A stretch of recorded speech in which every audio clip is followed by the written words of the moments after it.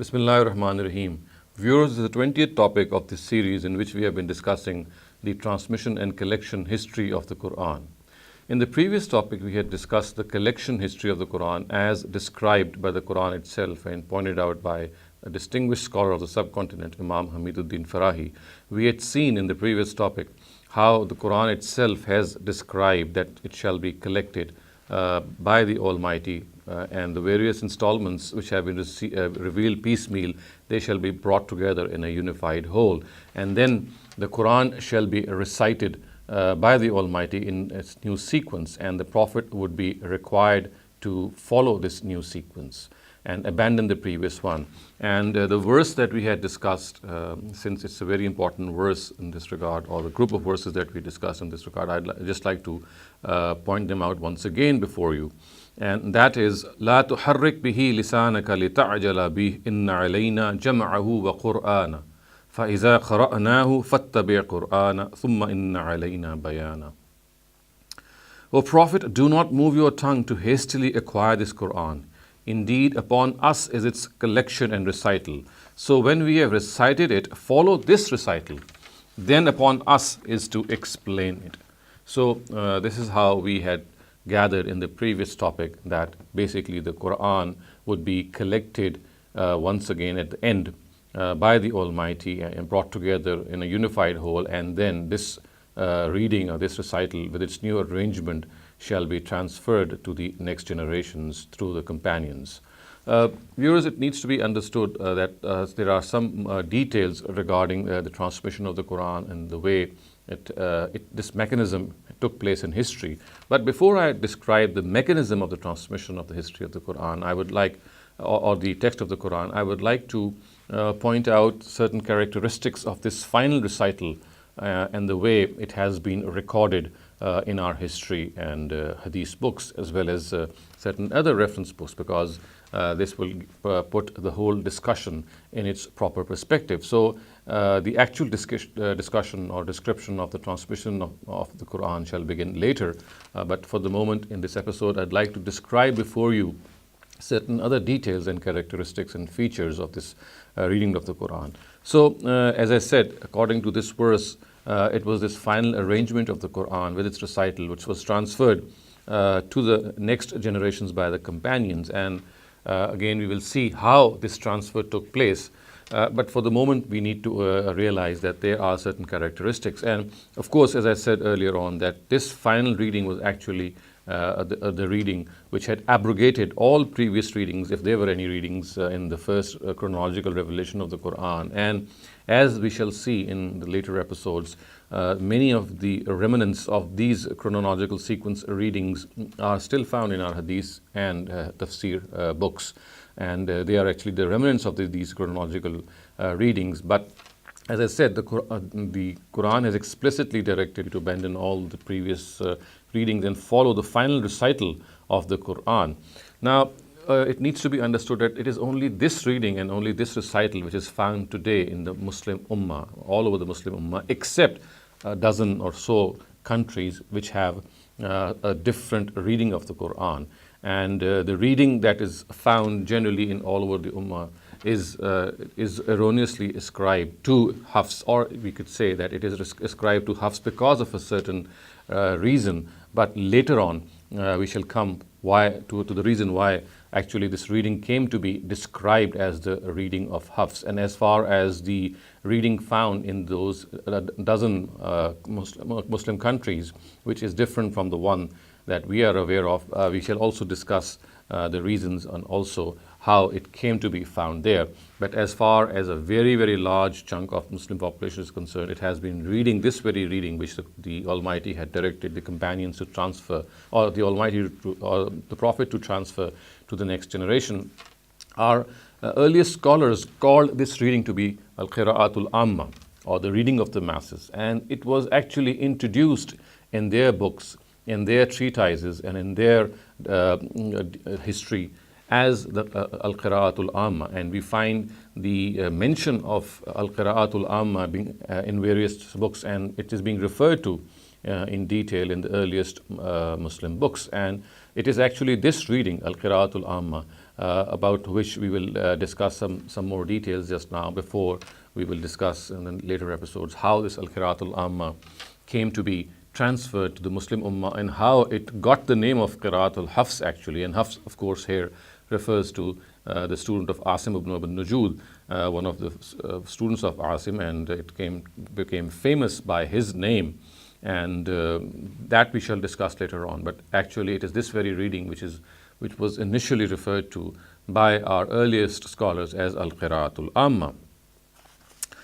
Viewers, in this regard, I would also like to tell you that there are certain references which are found in our books, which I just referred to, regarding this Al-Qira'atul Amma. And one of the earliest authority to specify the fact that this initial reading of the Quran, or the initial transfer of the Quran, which took place through the companions after the Prophet had actually given or consigned this reading to them, was called Qira'atul Amma. And the earliest reference that we can find in this regard, or one of the earliest authorities which has referred to in this name, is actually Abu Abdurrahman as-Sulami. And Abu Abdurrahman as-Sulami, who died in 73 or Hijrah or so, he was a person who taught the Quran for 40 years. For 40 years in Kufa. And this began from the time of the Caliph Usman and right up to the time of Hajjaj ibn Yusuf. These details can be found in history. So now I'm going to read out what is attributed to Abu Abdurrahman as-Sulami, and this has actually been recorded by Zarkashi in his Al-Burhan.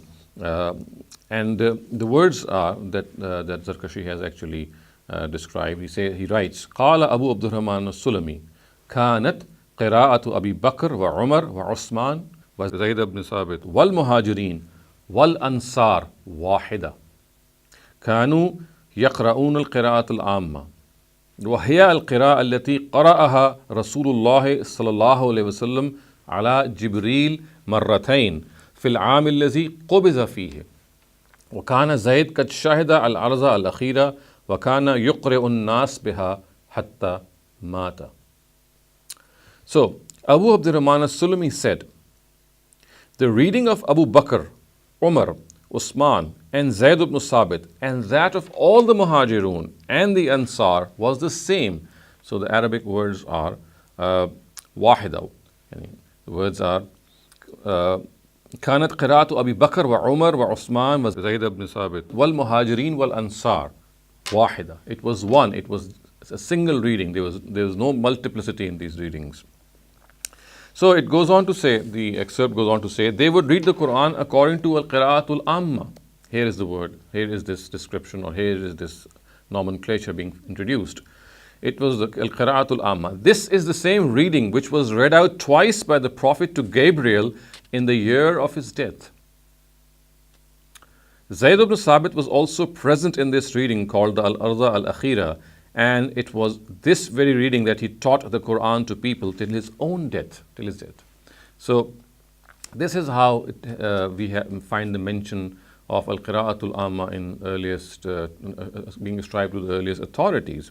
And if we discuss or take into account what has been just said in this excerpt, I think that we can make a note of the fact that if this excerpt is actually describing some details of what we have actually already gathered in the Surah Qiyamah verses just discussed earlier on. So if we look at this excerpt, we can find some points which are worthy of note. The first point worthy of note is that the reading of all the Muhajirun and all the Ansar was the same. It was wahida. And the excerpt even names Abu Bakr, Umar, Usman, the famous companions of the Prophet. Their reading was the same. There was no multiplicity of reading. So this is the first point worth noting. The second point worth noting is that this reading was called Al-Qira'atul Amma. So the words are Kanu Yaqra'una Qira'atul Amma, which means they were reading the reading of the common masses. The third point of note is that the Al-Qira'atul Amma was the same as the one revised twice in the Al-Arda Al-Akhira, which is the final review. So the final review, whatever was revised, whatever was finalized, this Al-Qira'atul Amma was the same as the one that was read out in the final review, which is called the Al-Arza Al-Akhira. And then we have the fourth point, which actually mentions that Zayd ibn Sabit was also a witness to this final reading. We have some other narratives as well, which tell us that Abdullah ibn Masud also was a witness to this final reading. So one can gather that there were other companions who might have witnessed this reading besides the Prophet himself when it was being finalized by Gabriel.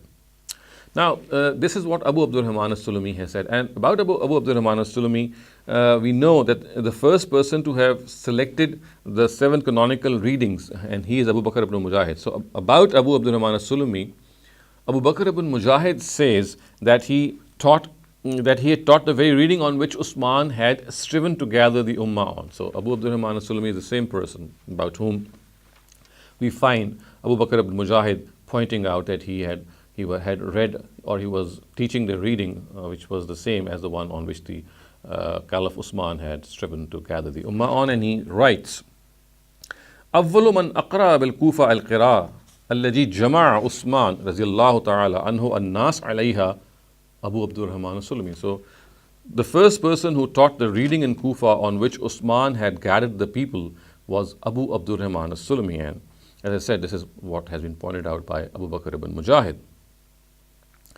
Viewers, we have already seen in the light of various narratives that the Quran was revised twice between the Prophet and Gabriel in the last Ramadan before the Prophet himself had passed away. We had discussed and reviewed these narratives when we were discussing the issue of the collection of the Quran. So just to recap, we find that this Arza al-Akhira, which is referred to here again by Abu Abdurrahman as-Sulami, was the instance in which the Quran was revised twice. So we find narratives, various narratives, and one of them is the one I'm just going to read out once again before you. This is recorded by Imam Bukhari in his Al-Jami' al-Sahih, and is reported by none else but Abu Hurairah himself. So Abu Hurairah, the words are, An Abi Hurairah قال كان يعرض على النبي صلى الله عليه وسلم القرآن كل عام مرة فعرض عليه مرتين في العام الذي قبض فيه. Abu Hurairah stated that the Quran would be presented to the Prophet each year, and the year he died, it was presented to him twice. So there are two important things to note here, that once that the Quran was revealed, whenever the Quran would be revealed, there would be a review between the Prophet and Gabriel each year of the revealed Quran in that whole year. So in various years, we would find Gabriel and the Prophet reviewing and revising the Quran between one another in each of the Ramazans. But in the last Ramadan, and the Ramadan after which the Prophet died, this revision was done twice, which of course gives this clear indication to the fact that the Quran was now complete, and everything needed to be correctly memorized and be in its place. So this revision was done twice. And we have seen that it was this very Quran, which according to Abu Abdurrahman as-Sulami, which was read, and this was how the Muhajirun and the Ansar had actually gathered, and they were reading the Quran on the very reading which was read out to the Prophet in the final review, and it was a single reading.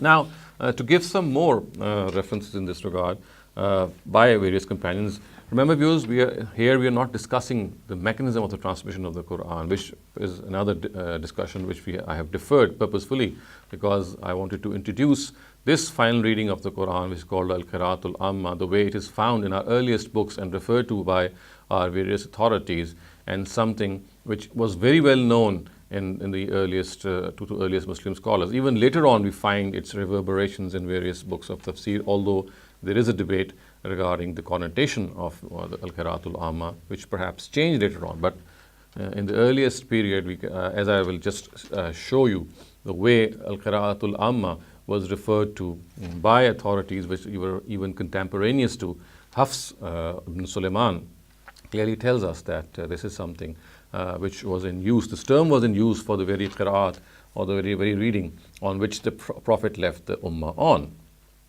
So Samura ibn Jundub, a companion of the Prophet, while referring to this Al-Qira'atul Amma, says that the reading of the people is according to Al-Arza Al-Akhira.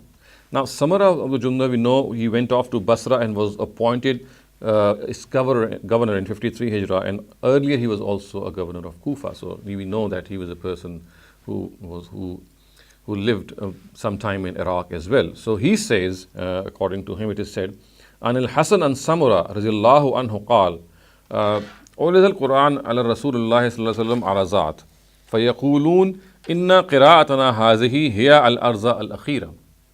So Samura ibn Jundub said, the Quran was read out to the Prophet many times. People would say, indeed, this reading of ours is that of the Al-Arza Al-Akhira. This has been pointed out or recorded by Imam Hakim in his Al-Mustadrak. Now, another reference in this regard that I'd like to give is of Abida ibn Amr as-Salamani, who died in 72 Hijrah, and he is a Kufan Tabi'i, a Kufan follower. He, alluding to this Al-Qira'atul Amma, reports that people are reading the same reading in his times that was presented to the Prophet by Gabriel in the year of his death, in the year of the Prophet's death. So this has been recorded by Ibn Abi Shayba in his Musannaf, and it says, An Abida قال القراءة التي عرضت على النبي صلى الله عليه وسلم الذي قبض فيه هي القراءة التي يقرأها الناس اليوم فيه. Which means that Abida said, the reading on which the Quran was read out to the Prophet in the year of his death is the same according to which people are reading the Quran today. So the point that I'm making is that these earlier Tabi'un, or the successors or the people following the generation of the companions themselves, are alluding to this very first generation statement made earlier on, that the final review which took place in the Ramadan before the Prophet left us, that the Quran was revised twice, and then the reading was consigned to the companions. The Prophet then read this out, and we find authorities telling us that it was this reading of the Al-Arza Al-Akhira which came to be known as the Qira'atul Amma, or the reading of the masses, or reading of the common people. And we find references to this by various authorities. I have already referred to Samura ibn Jundub, and we have Abida ibn Salmani. So we have people referring to this. And now let me point out Muhammad ibn Sirin himself. So he is a Mawla of Abdullah ibn Abbas. He lived from 34 to 110 Hijrah. He is a Basran jurist of his times, and regards the readings, and he says that that the reading of his times to be the same as that of Al-Arda Al-Akhira. And he records, the words are, Kana Jibreel Ya'rizul Qur'an ala Nabi sallallahu alaihi wasallam kulla aamin marratan fi Ramadan. فلما كان العام الذي توفي فيه عرضه عليه مرتين. So it says that كان جبريل يعرض القرآن على النبي صلى الله عليه وسلم كل عام مرة في رمضان فلما كان العام الذي توفي فيه عرضه عليه مرتين. He presented to him twice. قال محمد فأنا أرجو أن تكون قراءتنا الأرض الأخيرة.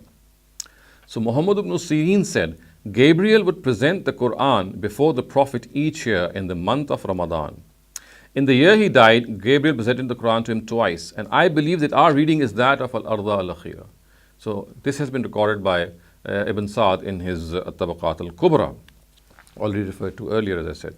So this is how we find a person like Ibn Sirin referring to it. And then, viewers, I would like to give another reference in this regard, and he is, and this reference is about Muhammad ibn Qarb al-Qurzi. He is a Tabi'i of Medina. We have seen people from Basra and Kufa already, and now we have an evidence from Muhammad ibn Qarb al-Qurzi. He is a Tabi'i of Medina, and he is actually referring to the unanimous reading once again, and that unanimous reading which we have already seen being referred to by Abu Abdurrahman as-Sulami as Wahida, as the same. He says, and this has been recorded by Jeffrey in his Muqaddamatan fi Ulum al-Quran, also referred to as Kitab al-Mabani. He says, Ra'aytu masahifa salasa mushafan fihi qira'atu ibn Mas'ud wa mushafan fihi qira'atu Ubay, mushafan fihi qira'atu Zayd, فلم أجد في كل منها ما يخالف بعضها بعض. Which means I saw three Masahif.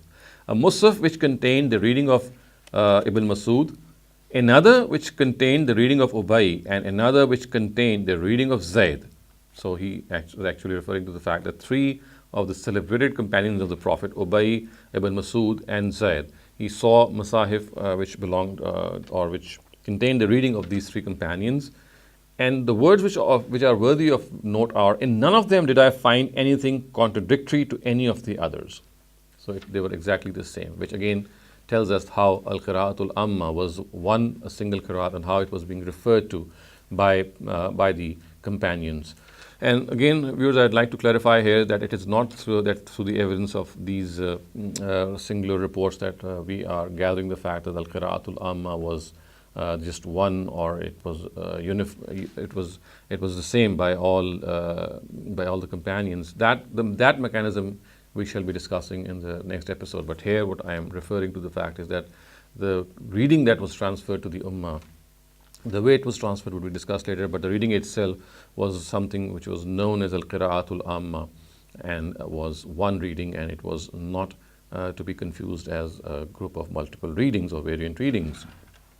Now, viewers, let me now bring before you how this Al-Qira'atul Amma perhaps became known by the name of Qira'at to Hafs. It certainly became known as Qira'at to Hafs, but the most probable reason in this regard, viewers, that I now like to point out before you is the one that has been pointed out by my own mentor and teacher and a scholar of the Qur'an, Javed Ahmad Ghamidi, and he in his certain article of his has described and analyzed why the reading of the masses, or the Al-Qira'atul Amma, came to be known as the reading of Hafs, giving us the impression that it is one of the readings from which is transmitted from the Prophet himself. We know that there were several readers besides Hafs. In all, we find actually 7 famous readers who had transmitted these readings, these canonical readings, which was chosen by Abu Bakr ibn Mujahid. I have discussed them in a lot of detail in my earlier talks. They can be referred to, all their names, but for the moment, what I am discussing here is that how Al-Qira'atul Amma became to be known as the Qira'at of Hafs.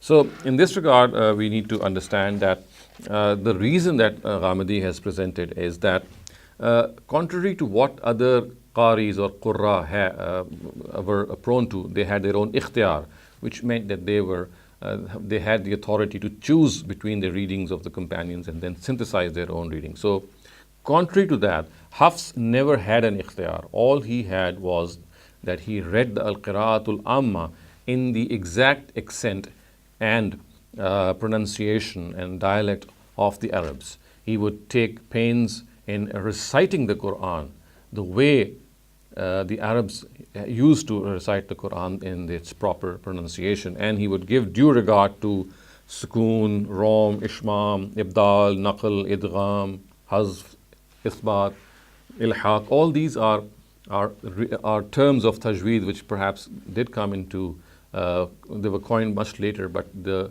concepts that they conveyed, of course, existed. So it was like saying the fact that Imam Hafs was actually reciting the Qur'an in the lahja of the Arabs, and this would be a very coveted thing.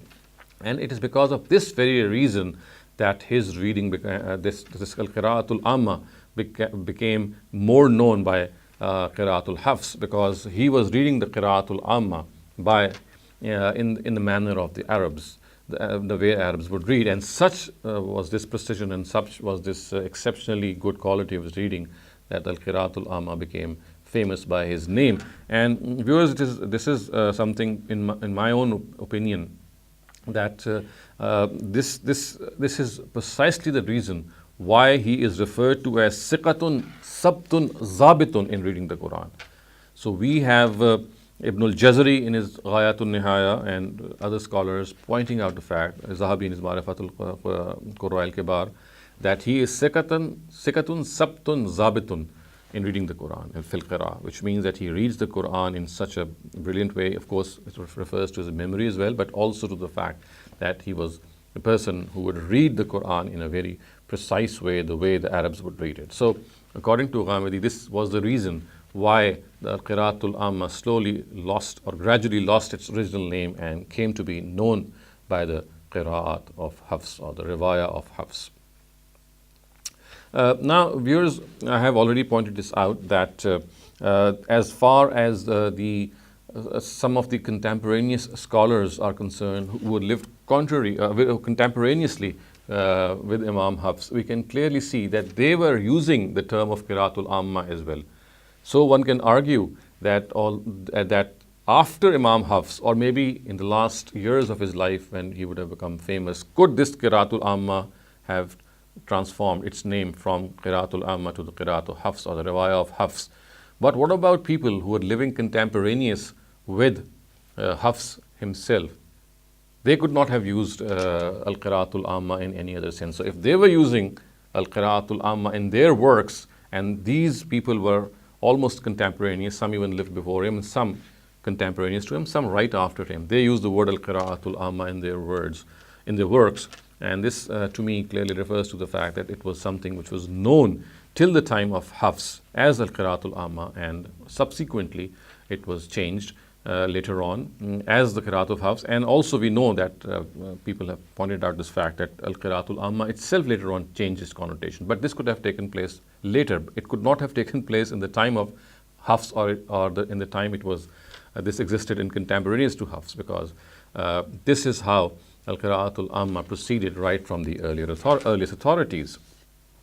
Now, as far as these people are concerned, I have tried to gather that there are at least 4 such authorities who use the word Al-Qira'atul Amma, and all these 4 authorities are contemporaneous to Imam Hafs, and they use the word Al-Qira'atul Amma. And as I said just earlier on, that later on, as pointed out by As-Sakhawi, that the term Qira'atul Amma was used in a different connotation, but of course that was later on.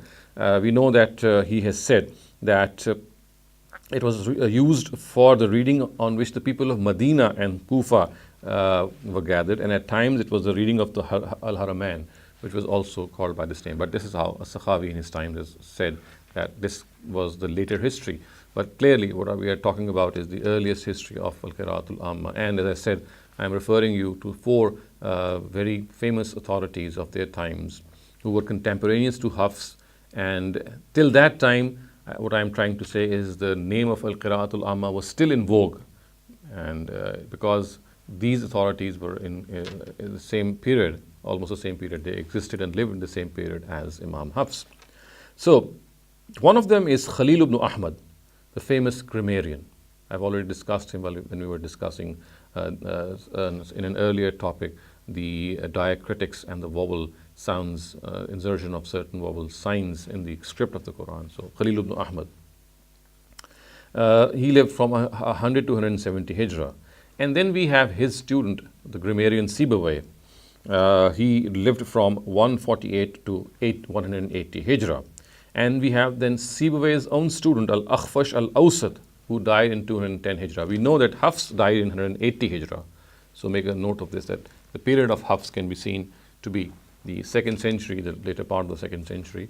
And these are the people who are almost contemporaneous to him. The this is the third person, Al-Akhfash al-Awsat. And then we have the famous philologist, Imam Farah. He lived from 144 to 207 Hijrah. And he is also almost the same time as Imam Hafs himself. So Imam Khalil ibn Ahmad al-Farahidi, he's also the author of the famous Kitab al-Ain. Sibawayh the grammarian, he is the author of the founding book and the Bible of Arabic grammar, if I may call it. It's called Al-Kitab by Sibawayh.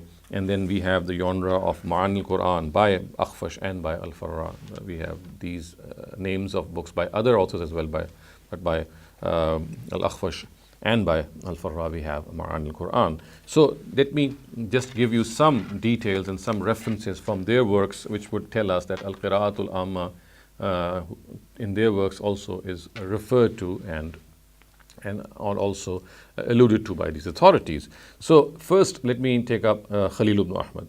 So Khalil ibn Ahmad, he in his Kitabul Ain, the references to Kitabul Ain. So while commenting on the declensions of verse 117 of Surah Al-Baqarah, he says that the word Badi'us Samawati wal Ard, we know that in Surah Baqarah, Badi'us Samawati wal Ard is declined in the nominative. He says that it was read as Badi'as Samawat as also, connoting amazement. Ala jihat ta'ajjub, he says. We know that nasab ala jihat ta'ajjub is something which does occur. He then says that the qira'atul amma is with the rafa, nominative case, and which means badi'us samawati wal, and is more correct as well. He's also given his preference. So he says that badi'as samawat is also has been read by certain qaris, but the qira'atul amma is actually badi'us samawati wal, and this of course is the case, that qira'atul amma that we know of today is actually badi'us samawati wal, and he has also given preference to it. Now let me give you an example from Sibawayh. So Sibawayh in his Al-Kitab, he says while observing that some people have read the verse, this is verse 2 of Surah Nur, the famous verse of Surah Nur, and then we have another verse, verse 38 of Surah Ma'idah. So he says that it has been read as was-sarika was-sariqa and az-zaniyata was-zaniya in the accusative with a nasab. And he says that the amma only read it in the nominative, which would mean as-sariqu was-sarikatu, zaniyatu was-zani in the nominative case. And we know that this is the qira'atul amma. So again, we find this reference in Sibawayh's Al-Kitab. And then let me give you more examples. This example is from Al-Akhfash Al-Awsat actually. And he, while stating that some have read verse 259 of Surah Baqarah as A'lamu anna Allah ala kulli shayin qadir, with a jazm on the first word as A'lam. He says the qira'atul amma is actually in the nominative, which is what I just read, A'lamu. So he says, although that there are some people who have read the word alam with a jazm, but the qira'atul amma is a'lamu anna Allah ala kulli shayin qadir. And this he has pointed out in his Ma'anil Qur'an. So viewers, this is the third example that I have given, or the third person who refers to the qira'atul amma in his verse. Now let me come to Imam Farah, and he has copiously referred to qira'atul amma in his treatise. Again, it is also called Ma'anil Qur'an. And to give you some more examples so that it becomes familiar to our earliest, to you, that our earliest authorities were referring to this reading of the Quran as al-qira'atul amma. He says that verse 58 of Surah Araf, while citing that verse, he says that this particular verse, in which the words are وَالَّذِي خَبُسَ لَا يَخْرُجُ إِلَّا نَكِدًا. He says that some people have read the word as nakada, whereas the qira'atul amma is nakida.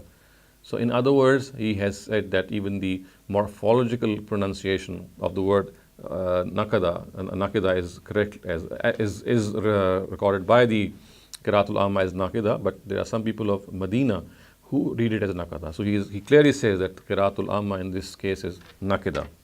This he has cited in his Ma'anil Qur'an. Now, to give you some more examples from Imam Farah's Ma'anil Qur'an, another example that he gives is that verse 21 of Surah Al-Imran. He says that إِنَّ الَّذِينَ يَكْفُرُونَ بِآيَاتِ اللَّهِ وَيَقْتُلُونَ النَّبِيِّينَ. He says that this is the qira'atul amma, whereas the alternative qira'at that he mentions is of yuqatilun. So yaqtulun has been read by yuqatilun, but he clearly says that yaqtulun is actually the qira'atul amma. Then he points out Surah Yunus verse 22 and says that yusayyirukum is the reading which is the qira'atul amma, but people have also read it as yunshirukum. Another example that he gives is of Surah Yunus, again verse 27, and says the actual qira'atul amma is ka'annama ughshiyat wujuhuhum qit'an. And the other alternative is qit'an. Qit'an is the word that he is actually discussing. Qit'an is what he's according to him is found in the qira'atul amma, and all these examples actually are correctly portraying the qira'atul amma as well. Another example that he gives is again from Surah Yunus and verse 58, and he says قُلْ بِفَضْلِ اللَّهِ وَبِرَحْمَتِهِ فَبِذَلِكَ فَلْيَفْرَحُوا. So he says فَلْيَفْرَحُوا is the reading of the is the qira'atul amma, whereas the other alternative reading is فَلْتَفْرَحُوا. Still another example is verse 114 of Surah Hud, and this time the example is from the verse, from the words are Zulafa min al-layl. He says that this is the Qira'atul Amma, whereas the other example or the other alternative reading in this regard is Zuluf instead of Zulafan. So there is the Zuluf, the word, the lam is declined in the nominative. Still another example, viewers, is verse 34 of Surah Ibrahim, and it says, وَآتَاكُم مِّن كُلِّ مَا سَأَلْتُمُوهُ. And the alternative reading, he says that this is the Qira'atul Amma. The other reading is وَآتَاكُم مِّن كُلٍّ مَا سَأَلْتُمُوهُ. So this is the other reading that he has cited. Then we have an example from Surah Qasas, verse 82. He says the Qira'atul Amma is La Khasafa Bina, whereas the other reading is La Khusifa Bina. And then finally another example that he gives is that of Surah of verse 19 of Surah Yasin. He says in Zukkirtum is the Qira'atul Amma, but we have another alternative as an Zukkirtum. So viewers, the purpose that I am giving these examples is because of the fact that we have people, we should be aware of the fact that our earliest authorities copiously referred to the final reading of the Quran, whose transmission we have yet to discuss, but they very well knew that it was called the Qira'atul Amma, and it was a singular reading of the Quran, and it comprised a specific reading of the Quran, and there were no variants of these readings. Viewers, also I would like to give another interesting information to you in this regard, that it can be argued that even after few generations after Imam Hafs, we can find the mention of Qira'atul Amma in the Al-Jami' al-Sahih of Imam Bukhari himself. And it can be argued that actually what the words that I'm going to just cite are actually the words which have been reported by his own Shaykh, and he is Nasr ibn Ali ibn Nasr. That's another technical detail that we can clearly gauge by gathering all the variants of this narrative.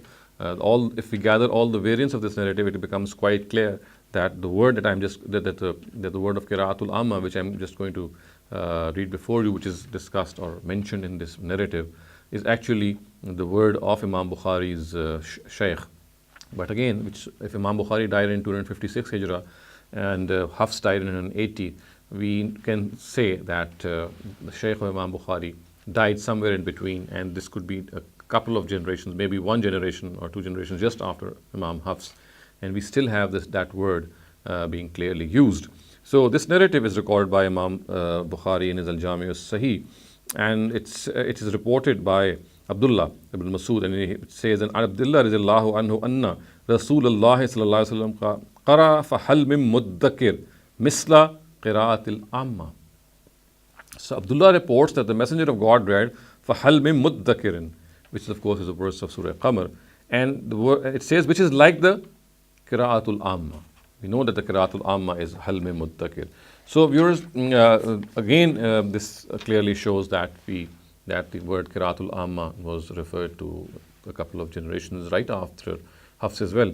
Interestingly, another example also once again from Imam Bukhari's Al-Jami' al-Sahih is the fact while he was discussing verse 184 of Surah Baqarah, he himself refers, in this narrative actually refers to the fact that yutikunahu is the Qira'atul Amma, and we know that this is actually the case, and this is cited by Imam Bukhari in one of his chapter headings.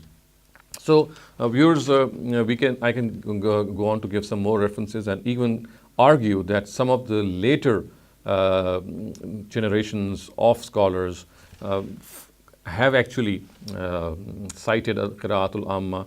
I can cite as a Makhshari, I can cite lexicographers like Zubaydi in his Taj al-Urus, Ibn Manzur in his Lisan al-Arab, other exegetes like Ibn Jarir Tabri and Imam Razi, all referring to Al-Qira'atul Amma in their own times in some form or the other. And in many cases, it is the same as the Al-Qira'atul Amma that we know today. But as we know that this connotation later on changed. So I'm not going to make my case by arguing from their works, which of course are later works and about which we can have two opinions. But what I have posited here is that people who are contemporaneous to Imam Hafs himself, till his times, till the time that the Qira'atul Amma was still called Al-Qira'atul Amma, and it was yet to be transferred or given the new name of Qiraat Hafs, we can see that contemporaneous scholars contemporaneous to Imam Hafs, referring to Al-Qira'atul Amma as the reading which was the one which the Prophet left behind and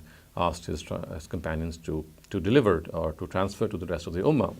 So summing up, viewers, this episode actually revolved around the fact that I'd want you to point out that the earliest authorities refer to the final reading of the Quran as the Al-Qira'atul Amma, and it was well known to the earlier authorities. Only later on, for certain reasons which I just cited, did it become known as the Qira'atul Hafs. Inshallah, in the next episode, we will now discuss how this Qira'atul Amma was transferred to the later generations, and how we, in our own knowledge of history, can gather that the process of the transmission of the text of the Quran took place. So that would be the topic of the next episode. Until then, أقول قولي هذا واستغفر الله لي ولكم ولسائر المسلمين والمسلمات.